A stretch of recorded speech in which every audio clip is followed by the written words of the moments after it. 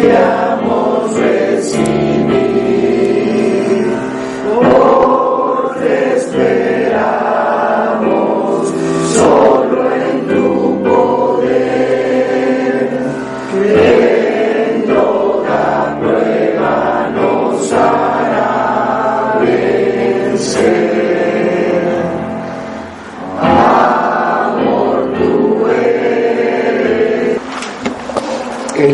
El dolor es algo que distingue a los seres vivos, los que pueden sentir dolor.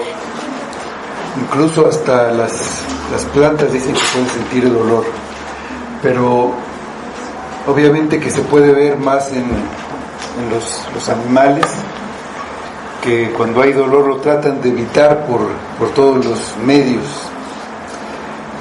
Sin embargo, hay un dolor que es distintivo de los seres humanos. Este dolor del que hablamos antes es el dolor físico, pero el dolor moral, el dolor en el alma, es solamente para los seres humanos. Y aquí en el Evangelio de Marcos vamos a ver este dolor elevado a un grado máximo, ese dolor en el alma. Ese dolor lo tuvo Cristo. Vamos al Evangelio de Marcos, el capítulo 14, siguiendo con esta secuencia del Evangelio de Marcos. Vamos a leer de los versículos 32 a 42. Sí.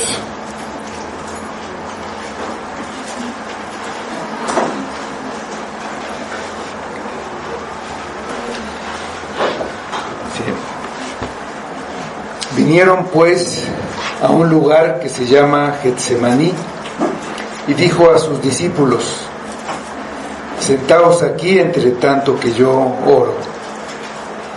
Y tomó consigo a Pedro, a Jacobo y a Juan, y comenzó a entristecerse y a angustiarse. Y les dijo: mi alma está muy triste, hasta la muerte. Quedaos aquí y velad. Yéndose un poco adelante, se postró en tierra y oró que si fuese posible pasase de él aquella hora. Y decía: Abba, Padre, todas las cosas son posibles para ti. Aparta de mí esta copa, mas no lo que yo quiero, sino lo que tú. Vino luego y los halló durmiendo y dijo a Pedro: Simón, ¿duermes? ¿No has podido velar una hora? Velad y orad para que no entréis en tentación. El espíritu, la verdad, está dispuesto, pero la carne es débil. Otra vez fue y oró diciendo las mismas palabras.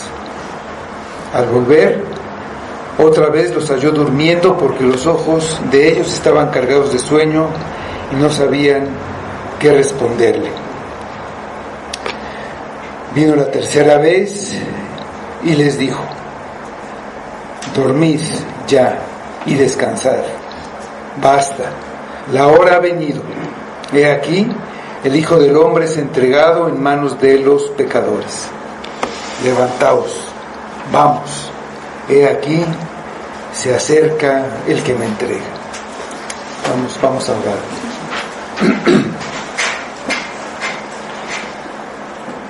Señor, nuevamente te damos gracias por tu palabra. Te damos gracias por lo que podemos ver en ella, lo que podemos aprender y porque podemos conocer en ella a Cristo. Y te pedimos que nos des de tu Espíritu, Señor, para que esta palabra tenga un efecto en nosotros, un efecto en nuestra manera de pensar, nuestra manera de comportarnos, nuestra manera de ver la vida, viendo a Cristo. Ayúdanos, Padre, abre nuestros ojos, nuestro corazón, sobre todo nuestro entendimiento, para que podamos entender lo que dice tu palabra. Muchas veces la leemos, la tenemos, pero no sabemos qué significa si tu Espíritu no nos lo revela. Sobra con tu Espíritu, Señor, en cada uno de nosotros.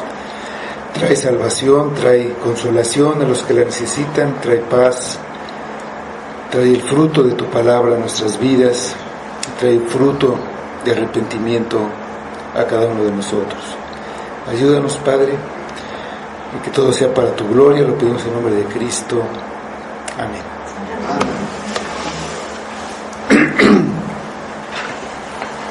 Durante la última cena de Jesús con sus discípulos, hizo el anuncio de que había un traidor entre ellos.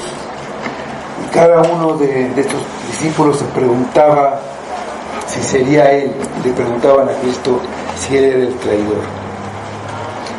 Le hizo saber a Judas que sabía cada detalle de su plan para traicionarlo, sin que ninguno de los demás lo supiera. Jesús abandonó el aposento alto donde cenaban, volvieron a la celebración. Jesús instituyó la cena del Señor en lugar de la Pascua y salió con los 11 que quedaron rumbo al monte de los Olivos. Haberse quedado ahí en el aposento alto era peligroso.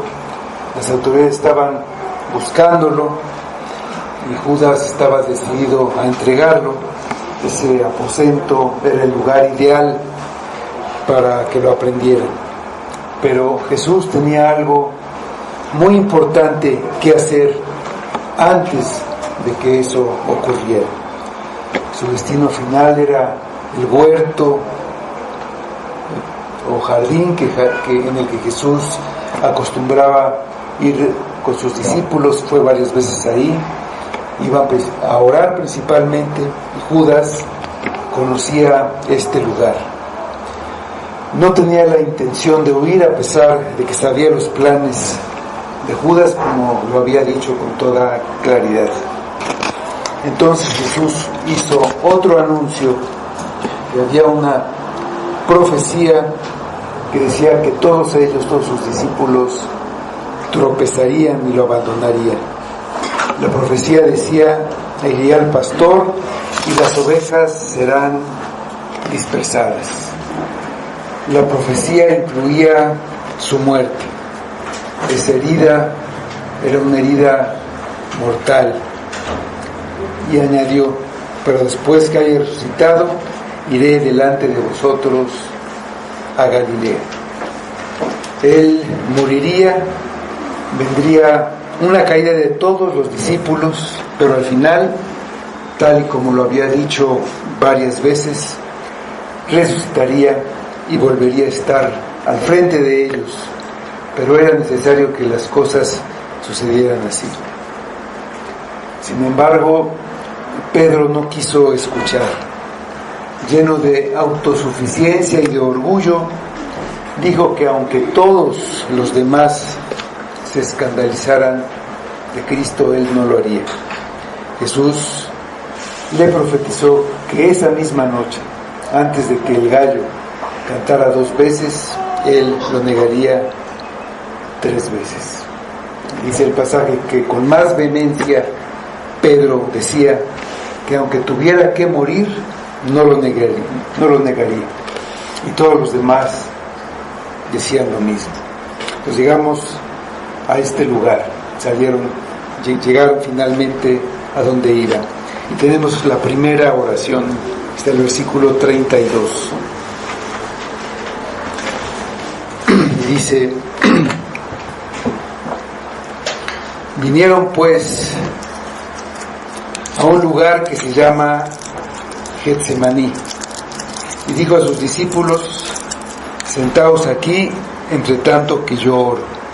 Y tomó consigo a Pedro, a Jacobo y a Juan, y comenzó a entristecerse y a angustiarse. Entonces llegaron a su destino. Getsemaní es un lugar que está al este del templo. El templo estaba sobre un monte, había otro monte, estaba al otro lado de un arroyo que dividía los dos montes, que se llama el arroyo de Cedrón.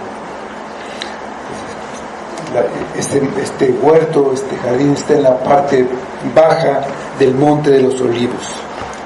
Había muchos olivos, muchas plantas de estas todo alrededor. Getsemaní significa molino o prensa de aceite. De ahí era el lugar donde las aceitunas, todas esas aceitunas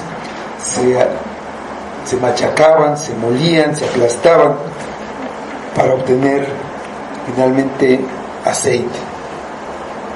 Así también el Hijo de Dios sería molido ahí. Dentro de la ciudad de Jerusalén no había jardines. Era una ciudad abarrotada, muy poblada, no había espacio. Y había una ley que prohibía que el suelo sagrado de la ciudad se contaminara con el estiércol que se usa para abonar los jardines, porque eso haría ceremonialmente impuro ese lugar para todas las ceremonias que hacían. Pero algunos que tenían posibilidades, que tenían pues, ciertos medios económicos, tenían jardines privados fuera de la ciudad. Este era uno de estos lugares. Ellos se retiraban a estos jardines a descansar. Y de alguna manera, así como Jesús tuvo acceso al aposento alto, y así como tuvo también posibilidad de entrar en un pollino a la ciudad de Jerusalén, tenía acceso a este lugar privado. Este es uno de los pasajes más profundos y conmovedores que tenemos acerca de Cristo. Nos permite ver la estrecha relación que tenía con su Padre y nos deja ver su humanidad en la tremenda lucha por cumplir con la voluntad de su Padre.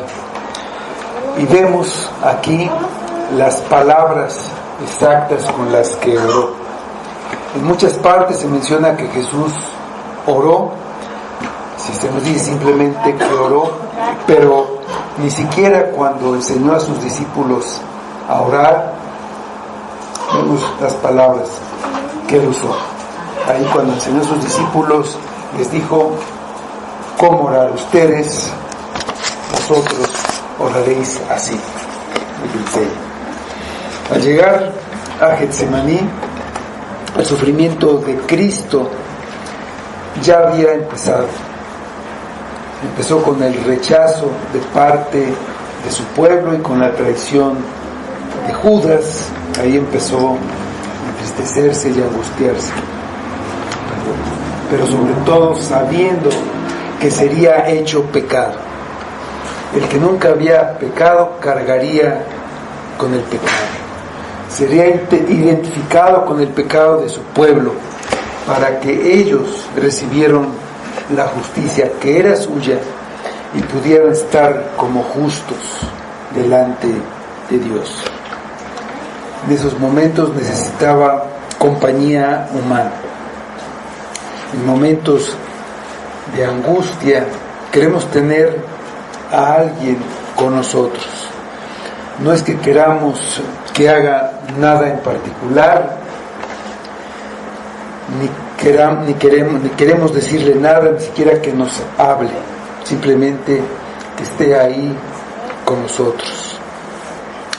Y al mismo tiempo, su mayor necesidad era fortalecerse en su Padre.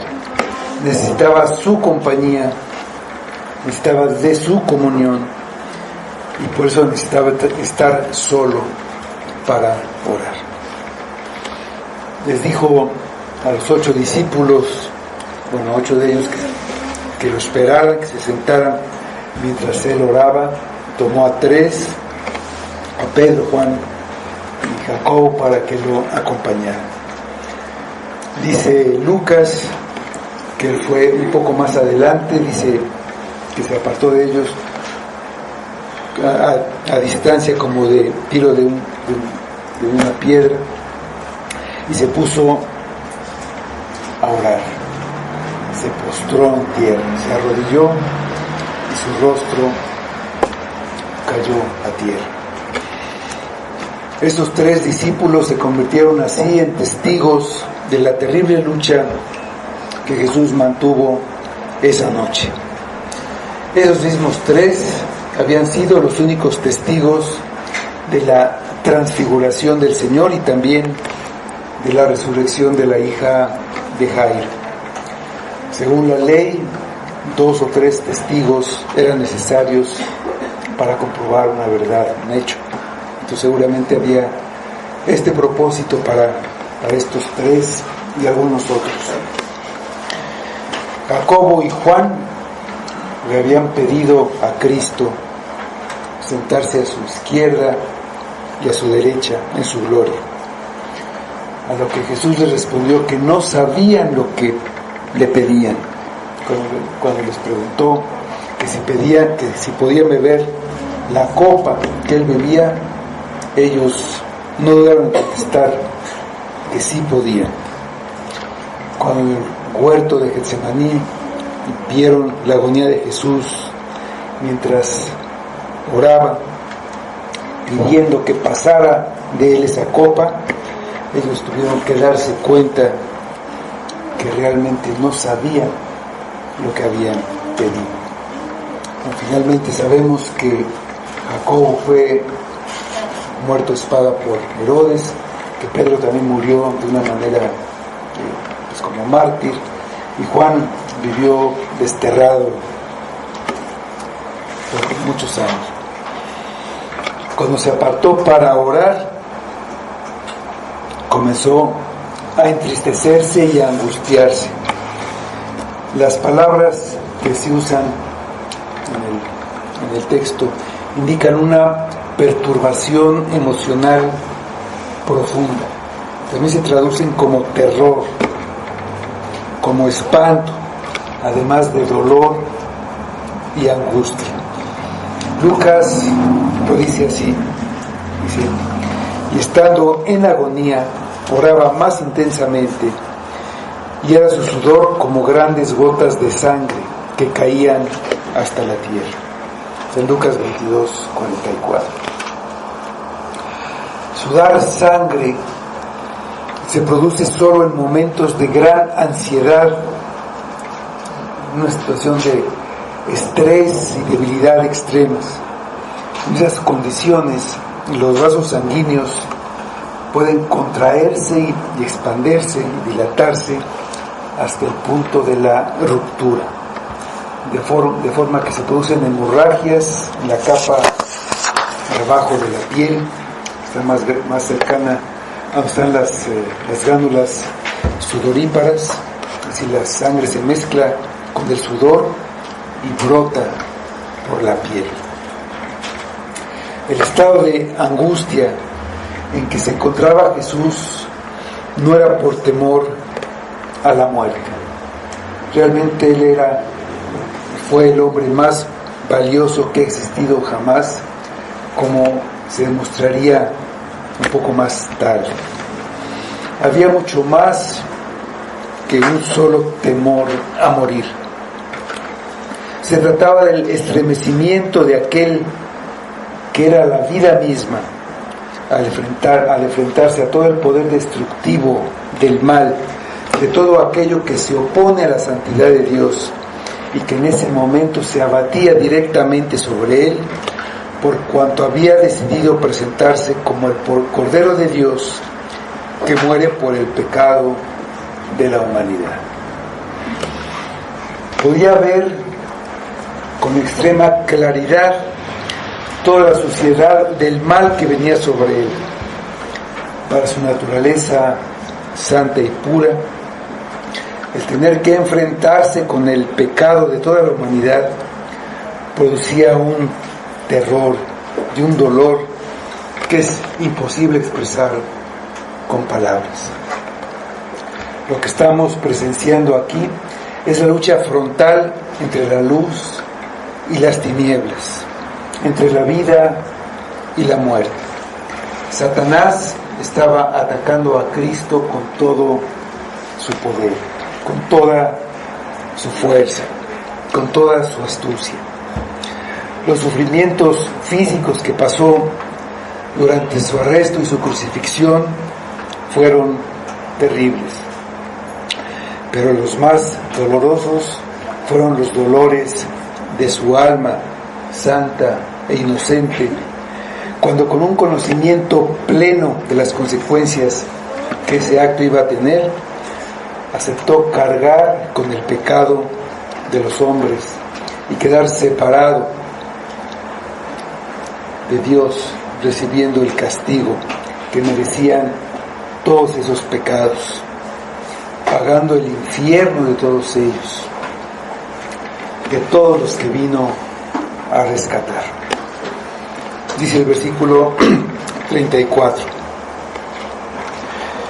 y les dijo: mi alma está muy triste hasta la muerte, quedaos aquí y velad. Yéndose un poco adelante, se postró en tierra y oró que si fuese posible pasase de él aquella hora, y decía: Abba, Padre, todas las cosas son posibles para ti, aparta de mí esta copa, mas no lo que yo quiero, sino lo que tú. A sus 3 discípulos más cercanos les reveló el estado de angustia en el que se encontraba. La palabra que mejor puede describir su sufrimiento es agonía, a punto de morir.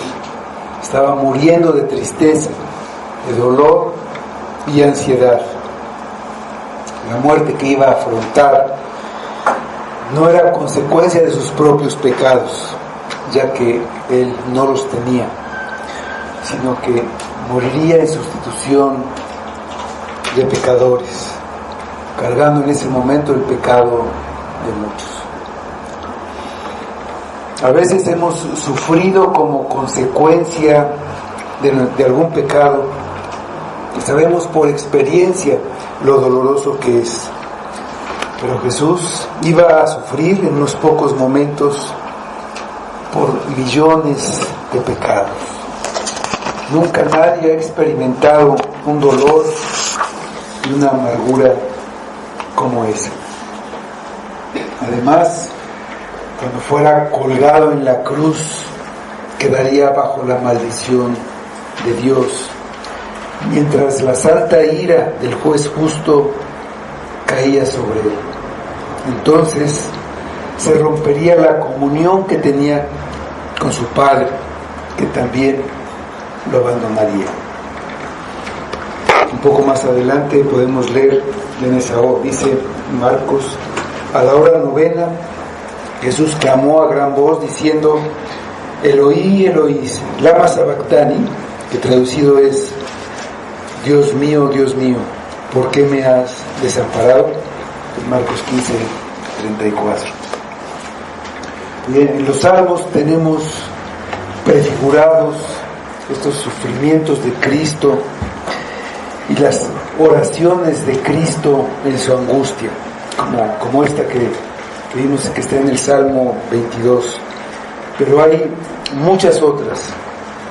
David fue un hombre perseguido, que vemos en esto también su angustia. No más como un ejemplo, en el Salmo 102:2 dice: no escondas de mí tu rostro en el día de mi angustia, inclina a mí tu oído, apresúrate a responderme el día que te invocare. Pero es imposible para nosotros entender esta agonía de Cristo. cuando se adelantó a sus 3 discípulos para orar, los exhortó a que velaran. La idea no era que solamente se mantuvieran despiertos, sino orando. Ya antes se los había mandado cuando les anunció su regreso, y en ese momento les dijo que velaran y oraran porque no sabían el tiempo cuando sucedería. Entonces debían velar y orar para estar preparados para todo lo que su regreso implicaba. Ahora vuelve a hacerlo, aunque con mayor urgencia, debido a los acontecimientos que inmediatamente iban a ocurrir. Ellos no eran ignorantes de lo que pasaría. Jesús se los había dicho varias veces con toda claridad. También les había advertido que Satanás los había pedido para zarandearlos como a trigo. No nada más a Pedro, a todos. Porque si leemos el pasaje, dice que les dijo, os ha pedido, y es a todos. Pero ellos no vieron la necesidad que tenían de orar. Así como nosotros, muchas veces somos incapaces de ver el peligro que hay en el mundo, al que siempre estamos expuestos, constantemente. Pues los 3 discípulos se quedaron unos pasos atrás, desde donde podían verlo y oírlo. Les puso su rostro en tierra, lo que expresaba su disposición a aceptar la voluntad de su Padre. Unos días antes había descendido cabalgando desde ese mismo monte de los Olivos en una desfile, en una procesión real, y ahora el contraste es total. El rey está de rodillas, su rostro en tierra, sufriendo una angustia indescriptible. Cuando Jesús entró en Jerusalén, encontró la capital en manos de sus enemigos y el mismo templo lleno de ladrones. ¿Cómo podían esas personas rebeldes ser salvadas y restauradas a la obediencia y a la adoración a Dios? No lo conseguiría montado sobre una cabalgadura real por las calles de Jerusalén. Si pudiera llevar a Jerusalén, a Israel y al mundo a la obediencia a Dios, tendría que ser necesariamente porque Él mismo comenzara a obedecer a Dios aquí mismo, en la tierra. Así que el rey se arrodilló, dispuesto a obedecer por amor a su Dios y por amor a su pueblo. Rogó a su padre que si fuera posible pasara de él esa hora, que no llegara ese momento.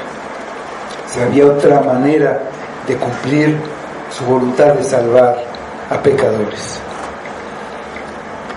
Si era posible que él no tuviera que pasar por esos momentos. Como hombre que era, estaba luchando, tratando de evitar el sufrimiento, el tormento. Pero su ruego lo hacía siempre que fuera posible que se cumpliera la voluntad del Padre. Realmente las dos voluntades estaban en armonía. En el Evangelio de Juan, el capítulo 12, versículos 27 y 28, vemos que él dijo: ahora está turbada mi alma. ¿Y qué diré? Padre, sálvame de esta hora, mas para esto he llegado a esta hora. Padre, glorifica tu nombre. Entonces vi una voz del cielo: lo he glorificado y lo glorificaré otra vez. No olvidemos que Jesús está hablando de su nombre. Jesús llegó a un punto de decisión en Getsemaní. No era que él no había decidido, ni que anteriormente no lo había aceptado, pero ahora él había llegado a un último punto de decisión. Él bebió la copa de la ira de Dios en el Calvario, pero él decidió de una vez por todas beberla en Getsemaní. Ahí él se determinó, ahí decidió que no había vuelta atrás. La lucha de la cruz fue ganada en el jardín de Getsemaní. Esta lucha en Getsemaní, el lugar donde fue molido, aplastado por el peso del pecado de la humanidad que tenía que soportar, tiene un lugar importante que cumplir en el plan de redención de Dios. Si Jesús hubiera fracasado ahí, él hubiera fracasado en la cruz. Su éxito hizo que la victoria en la cruz fuera posible.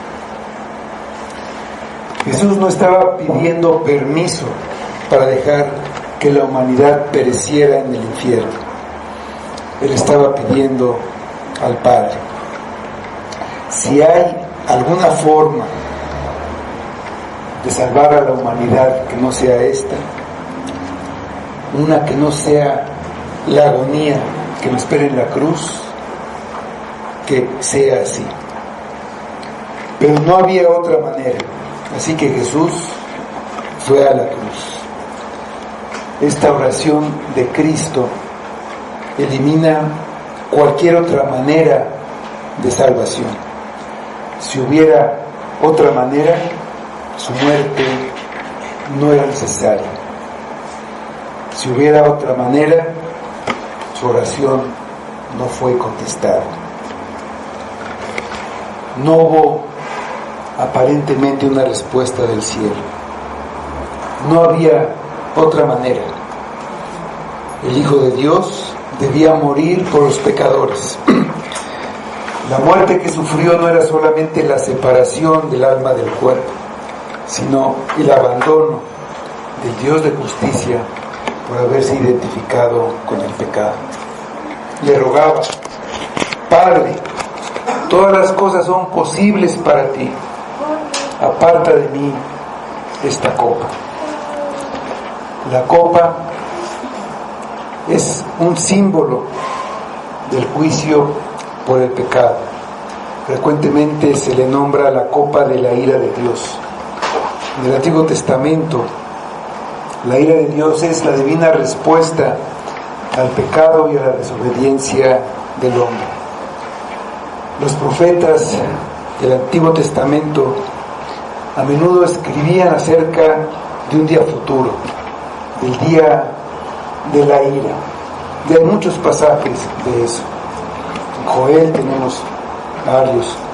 En los Salmos también tenemos. En el Salmo 75, 7 y 8 no lo tienen ahí, pero dice: mas Dios es el juez, a este humilla y a aquel enaltece, porque el cáliz está en la mano de Jehová y el vino está fermentado, lleno de mistura, y él derrama del mismo. Hasta el fondo lo apurarán y lo beberán todos los impíos de la tierra. Esa era la copa de la ira que estaba en la mano de Cristo para beber. La voluntad de Dios, decretada desde el principio, era que el Hijo bebiera la copa. Le dijo: apártala de mí, pero que no sea lo que yo quiero, sino lo que tú quieres. Jesús estaba sometiendo completamente a la voluntad del Padre. Estaba ofreciendo ruegos y súplicas con gran clamor y lágrimas. Y su obediencia es la que nos salva. Vamos a Hebreos, el libro de los Hebreos, capítulo 5, versículos 7 a 9. Y el autor de Hebreos escribe: y Cristo, en los días de su carne, ofreciendo ruegos y súplicas, con gran clamor y lágrimas al que le podía librar de la muerte, fue oído a causa de su temor reverente. Y aunque era hijo, por lo que padeció, aprendió la obediencia. Y habiendo sido perfeccionado, vino a ser autor de eterna salvación para todos los que le obedecen. El autor de Hebreos dice que fue oído a causa de su temor reverente. La afirmación nos puede sorprender porque parece que los evangelios dicen lo contrario. Él pedía al Padre: si es posible, pase de mí esta copa. Y el Padre no intervino para impedir que la bebiera, pero sus oraciones fueron respondidas. La noche de sufrimiento fue seguida por la resurrección y la restauración a la gloria que tenía antes de venir al mundo. No fue librado de padecer la muerte, sino que habiendo llegado a ella, fue sacado de sus garras por el glorioso triunfo de la resurrección. Dios no siempre contesta nuestras oraciones como nosotros pensamos que debería hacer, pero las contesta de la mejor manera posible. Tenemos después la segunda oración en los versículos 37 a 39, y dice el pasaje: vino luego y los halló durmiendo y dijo a Pedro: Simón, ¿duermes? ¿No has podido velar una hora? Velad y orad para que no entréis en tentación. El espíritu a la verdad está dispuesto, pero la carne es débil. Otra vez fue y oró, diciendo las mismas palabras. Entonces, después de orar por un tiempo, regresó con sus discípulos y los encontró durmiendo. No pudieron compartir con él su infinito dolor. Lucas dice que los halló durmiendo a causa de la tristeza. Nosotros podemos dormir en lugar de velar y orar, porque durmiendo escapamos de todo. Pensamos: mañana será otro día y los problemas se acaban, por lo menos por ahora. Mañana seguramente las cosas habrán mejorado. Pero ante los ataques de Satanás hay que velar y orar. Cada vez estaba más claro que en el camino a la cruz Jesús iba a encontrarse absolutamente solo. Ni sus más cercanos discípulos pudieron acompañarlo ni siquiera una hora en oración. ¿Qué se podía esperar de ellos una vez que Jesús fuera arrestado y estuviera en manos de sus enemigos? El mismo Pedro, que tan vehementemente había protestado cuando Jesús les anunció que todos ellos le abandonarían esa noche, no fue capaz de mantenerse despierto junto a Jesús, orando con él por un poco de tiempo. Para encontrar victoria en la hora de la tentación o de la prueba, necesitamos recibir poder mediante la oración. En ese sentido, estaba claro que los discípulos no entendían la gravedad de la situación que se avecinaba y por lo tanto no se estaban preparando adecuadamente para enfrentarla. ¿Y qué diremos nosotros? ¿Cuántas veces no somos capaces de velar en oración ni siquiera una hora? ¿Qué puede esperar el Señor de nosotros? Debían orar para no entrar en tentación. La tentación para la que tendrían que estar preparados consistía en negar y en escandalizarse de Jesús una vez que fuera arrestado y crucificado. Y esa es la misma tentación que enfrentamos todos los creyentes todos los días. Avergonzarnos de la cruz de Cristo, avergonzarnos de lo que diga el mundo, resistir las burlas por confiar en Cristo. Ese es el ataque que nos va a poner Satanás delante. Y muchas veces no estamos preparados porque no nos tomamos el tiempo para prepararnos. Aunque los discípulos no se daban cuenta de la gravedad de la hora de prueba que venía sobre ellos, Cristo ya había orado por ellos, y en especial por Pedro, para que su fe no faltara. La exhortación de velar y orar debería estar presente constantemente en nuestros corazones como la única forma real de vencer la tentación. No nos engañemos, no hay en nosotros ningún poder que nos haga inmunes a los ataques de Satanás. Por esta razón, cada cristiano debe estar permanentemente en un estado de vigilancia y oración desde el momento de su conversión y hasta el día de su muerte. Pedro finalmente aprendió esta lección y él escribió en su primera carta, en capítulo 4, versículo 7, él escribió: mas el fin de todas las cosas se acerca, sed pues sobrios y velad en oración. Jesús les habló, se dirigió a Pedro con el nombre de Simón y lo despertó. Él había estado en primer lugar al jurar la lealtad y alardear de eso, y ahora estaba dormido, aun cuando Cristo le había pedido que velara. Ahora les dice que permanezcan despiertos, alertas, que velen para que no entren en tentación.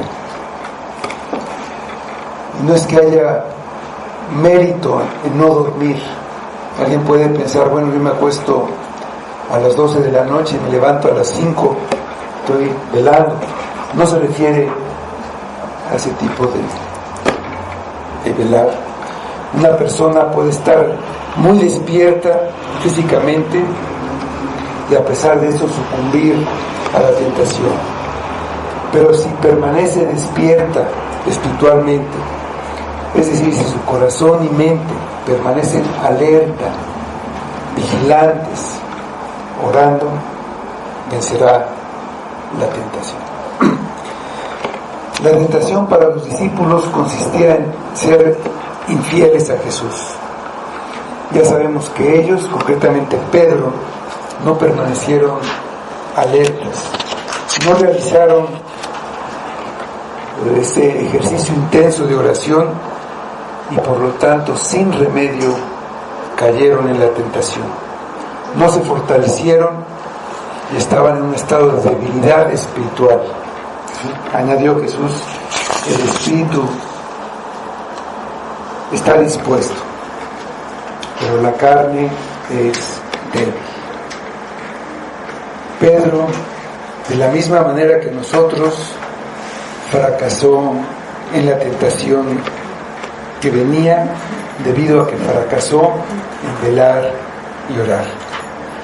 La batalla espiritual, esa batalla espiritual que tenemos todos los días, frecuentemente se gana o se pierde antes de que llegue la tentación, antes de que llegue la prueba. Aún en esta hora de aflicción y dolor extremos que Jesús estaba experimentando, Él tiene compasión y cuidado por sus discípulos. Él mismo está enfrentando su mayor tentación al contemplar la copa llena de la ira de Dios que pronto tendrá que beber. Pero se toma el tiempo para alertar a sus discípulos para que se despierten y se preparen contra la tentación que viene para ellos. Pocas horas antes de morir, el Hijo de Dios, Cristo, superó con éxito el último intento de Satanás para que no fuera a la cruz. Fue tentado a poner su voluntad humana por encima de la voluntad de su Padre. Y a cada embestida Él respondió con intensa oración, con ruegos y súplicas, con gran clamor y lágrimas. El ataque fue muy intenso. Esa era la hora de Satanás, la hora de las tinieblas. Lucas dice en el capítulo 22, versículo 53, ya es después de eso, pero esa era la hora. Y habiendo estado con vosotros cada día en el templo, no extendisteis las manos contra mí. Mas esta es vuestra hora y la potestad de las tinieblas.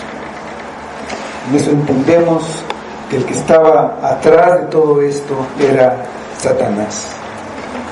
Esta lucha contra el diablo fue de mayor intensidad que cuando Satanás en el desierto le ofreció obtener todos los reinos de la tierra sin tener que sufrir por ello, con solamente postrarse ante Él y adorarle.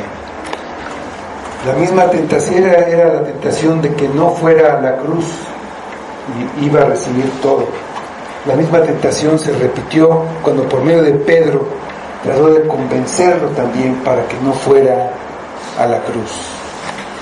Ahora, la misma tentación está puesta en un momento en el que Jesús ya está prácticamente solo, de unas horas de tener que morir. Era el momento oportuno de poner otra vez la trampa. Tenemos que aprender de la astucia y la paciencia del diablo.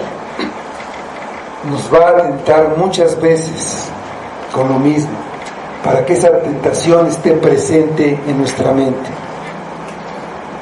Y cuando estemos confiados, cuando estemos llenos de autosuficiencia y dormidos, a lanzar el ataque que puede ser mortal. Y por eso tenemos la necesidad de estar velando, es decir, estar despiertos en cuanto a poner atención a todos los detalles de lo que está pasando a nuestro alrededor, sin olvidar que estamos en el mundo, en el territorio de Satanás, donde él tiene aliados, soldados, potestades, sin pensar nunca que estamos a salvo. La carne es débil. Esa es la razón por lo que es indispensable mantener una actitud de estar alertas y orar. Todos tenemos dentro de nosotros, somos carne que lucha contra el espíritu. Dice Gálatas 5, 16 y 17, dice Pablo: digo pues, andad en el espíritu y no satisfagáis los deseos de la carne, porque el deseo de la carne es contra el espíritu y el espíritu es contra la carne, y estos se oponen entre sí para que no hagáis lo que quisierais. Fue otra vez y oró con las mismas palabras: Padre mío, si no puede pasar de mí esta copa sin que la beba, hágase tu voluntad. La oración no era para convencer a Dios de cambiar su voluntad y el decreto eterno, sino para poner su voluntad, la voluntad de Cristo, en armonía, de acuerdo a la perfecta voluntad de Dios. Tenemos la última oración, realmente, en el versículo 40. Al volver otra vez los halló durmiendo, porque los ojos de ellos estaban cargados de sueño y no sabían qué responder. Entonces, al volver otra vez, que se volvió a ir y regresó y les preguntó, y ellos no sabían qué responderle, estaban otra vez durmiendo. Pues por segunda vez los despertó y no tenían excusa, no sabían qué responder a seguir durmiendo en lugar de orar. Sus ojos sí estaban cargados de sueño. ¿Por qué? Indudablemente que había influencia satánica, pero sobre todo porque en su corazón no estaba el orar.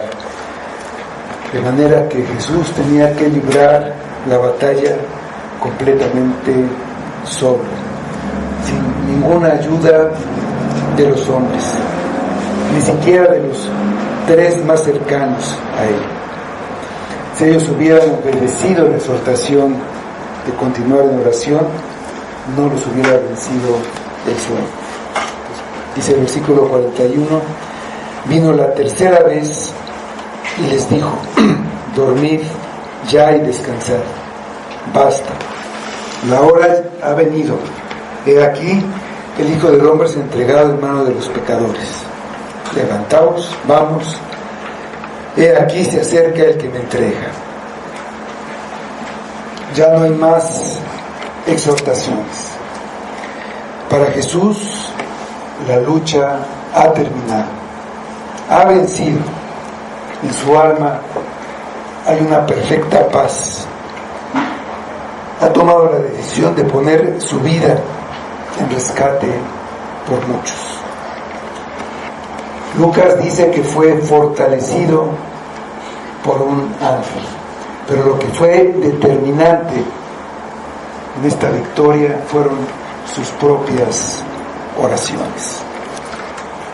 Sus tres acompañantes fallaron. Los discípulos se habían rendido a la comodidad del sueño bajo el peso del cansancio y la tristeza. Por supuesto, esto no había alejado de ellos el mal, simplemente los había hecho inconscientes a su existencia, pero los dejaba indefensos ante la embestida, como se verá enseguida. Pero eso no afectaría el amor que Cristo tenía por ellos. El buen pastor vela por sus ovejas, por los mismos hombres que por su pecado durmieron en lugar de velar con él. En medio de su inmenso dolor, confirmó su determinación de hacer la voluntad de Dios al precio que tuviera que pagar. Y además, velaba por sus discípulos con amor mientras ellos dormían. La hora ha venido. Toda tentación ha sido vencida. Había llegado el momento en que el Cordero de Dios cumpliera el propósito de su venida, salvar al mundo. Para eso había venido. Pero finalmente llegó la hora en que Jesús iba a ser entregado en mano de pecadores. Es entregado. Eso indica que Dios es el que actúa, porque dentro de poco tiempo, muy poco tiempo, los pecadores vendrán para hacerlo sufrir. Judas lo entregará, pero Jesús sabe que en realidad es la mano del Padre la que lo hará. Finalmente les pidió a sus discípulos que se levantaran y les dijo: vamos, pero no para huir y escapar, sino todo lo contrario, para ir al encuentro de sus enemigos. Se había encomendado al que lo podía librar de la muerte y resucitarlo de la tumba. No tenía ni nunca había tenido temor de la muerte. La copa de la ira de Dios estaba en su mano y su mano estaba firme, sin ningún temblor. Las gotas de sangre y sudor se podían ver en su rostro cuando dio la orden de ir hacia donde venían sus enemigos. En lugar de huir de la cruz como pretendía el diablo, fue hacia ella con confianza. Su muerte en el Calvario era su obediencia perfecta a la voluntad de su Padre. Y para nosotros, que con este dolor de Cristo, con este sufrimiento de Cristo y con esta victoria sobre la tentación de Cristo, dice Hebreos 12, versículos 1 y 2, lo que tiene que ver con nosotros. Dice: por tanto, nosotros también, teniendo en derredor nuestro tan grande número de testigos, despojémonos de todo peso y del pecado que nos asedia, y corramos con paciencia la carrera que tenemos por delante, puestos los ojos en Jesús, el autor y consumador de la fe, el cual, por el gozo puesto delante de él, sufrió la cruz, menospreciando el oprobio, y se sentó a la diestra del trono de Dios. Y esto es lo que nos toca a nosotros.